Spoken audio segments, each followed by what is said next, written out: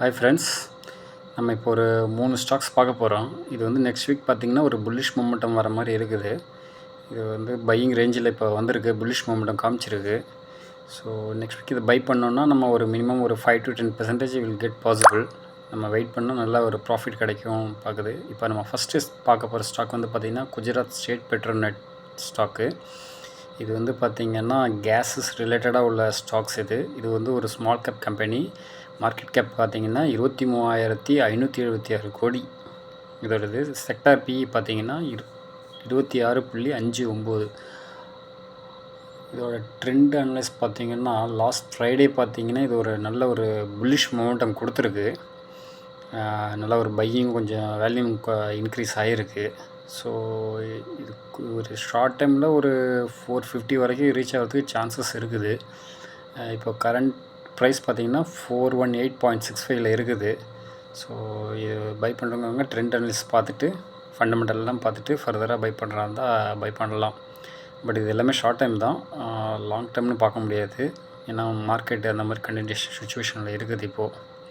அடுத்தது பார்க்க போகிறது பார்த்திங்கன்னா பெட்ரோநெட் எல்என்ஜி. இதுவும் கேஸஸ் ரிலேட்டடாக உள்ள ஸ்டாக்ஸ் தான்.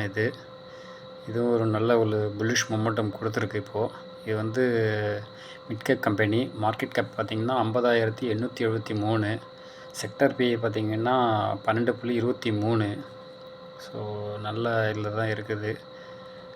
இதுவும் நல்ல ஒரு புல்லிஷ் மொமெண்டம் கொடுத்துருக்கு இப்போது. ரீசெண்ட் இதில் அந்த லாஸ்ட் ஃப்ரைடே இதில் பார்த்திங்கன்னா நல்ல ஒரு புல்லிஷ் மொமெண்டம் கொடுத்துருக்கு.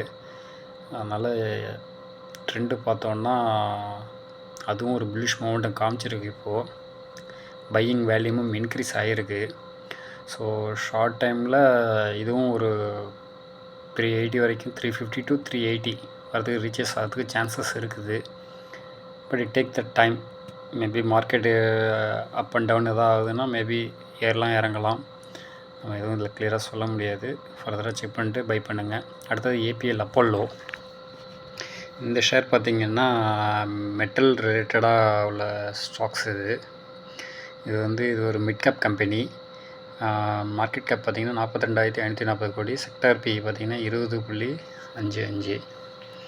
இதுவும் ஒரு நல்ல கம்பெனி தான். இது ரீசெண்ட் இதில் நல்ல ஒரு அப் ட்ரெண்ட் கொடுத்துருக்கு. இதுவும் பை பண்ணுறதா பை பண்ணலாம். லாஸ்ட் ஃப்ரைடேயில் ஒரு நல்ல ஒரு புல்லிஷ் மொமெண்டம் கொடுத்துருக்கு.